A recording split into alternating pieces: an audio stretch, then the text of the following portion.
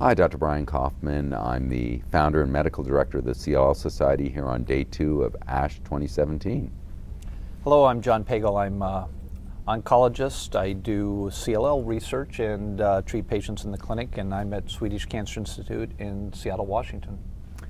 So, Dr. Pagel, there's a growing body of experience using Venetoclax, which has been a breakthrough drug in CLL, and you've been involved in some of the research in terms of what's happening, how does it work, whether it's toxicities, what's the pattern of use. Can you give us some reflection on some of the research that you were involved in that's being presented here at ASH? You bet, Brian. I think Venetoclax is continuing to show that it's a very important drug for patients who have CLL. Not everyone, of course. There are many patients who will not get Venetoclax. But one of the most important factors that we haven't really understood is how to use this drug in the community as opposed to major academic research centers such as the ones that many of us are familiar with, or perhaps I might be located at. And the question really is, how are patients doing in the community? How is the drug delivered there, and is it safely administered? And we all know that Venetoclax, its primary toxicity is that it can cause tumor lysis syndrome. So we really wanted to ask some questions about how community oncologists are working with Venetoclax in the real world. So we did that. We looked at over 200 patients. The study was primarily led by Anthony Mato, who's at the University of Pennsylvania. And what we really wanted to look at was patterns of toxicity as well as outcomes for patients getting Venetoclax outside of, again, academic centers. And what we largely learned is that the profile is pretty much exactly what we would expect. People will be able to escalate on a ramp up as you're supposed to do and tolerate the drug, and that people will have a very low risk of having tumor lysis, but it's something that we need to pay attention to.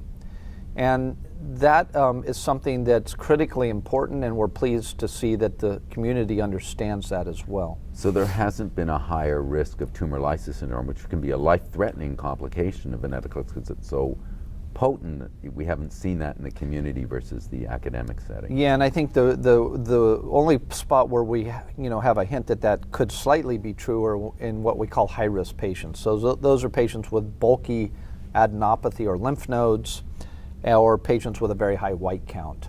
So those are the patients that have a little higher incidence perhaps in the community. However, it's still within what we think is safe and appropriate, and as long as we're doing this with the ramp-up schedule, paying very close attention to laboratory parameters, most patients are going to do extremely well with this drug.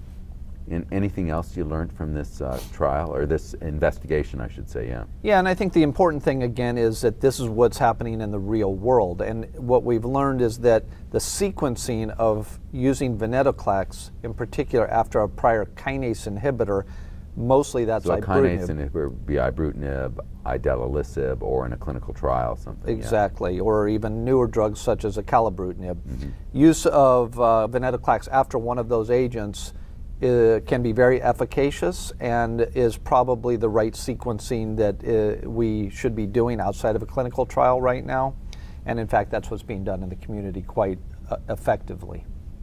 So this is all very encouraging for a patient who may not have access to a Dr. Pagel or a CLL expert, that their CLL is at least the management of what can be a complicated drug to use and a very potent drug to use is being done appropriately, in the right timing, in the right setting, being managed appropriately in the community. Yeah, and I want to point out, of course, this is a small subset snapshot of what happens, of course, across the country. We're encouraged by it. It was a multi-center analysis across the country. However, each patient who is getting ready to start Venetoclax should always have a very in-depth conversation with the doctor about how the toxicities, and in particular, assessment for tumor lysis, is going to actually happen. Any final thoughts on this investigation that you're involved in for patients that they might benefit from?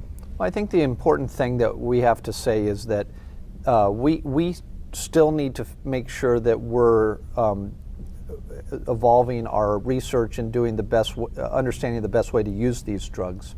Right now with Venetoclax, we're continuing in the community to administer this drug daily indefinitely. We're very encouraged by the results, not just with Venetoclax alone, but in combinations. And what we need to find out as we move forward is how do we stop the drug and be able to restart it if and when the patient were to relapse. And that's the data and the research that is starting to emerge right now. And yeah, going for a durable response, but a finite time of therapy is certainly one of the holy grails in CLL. Absolutely, no question. Dr. Pagel, Great. thanks so much. Thank you. Thanks.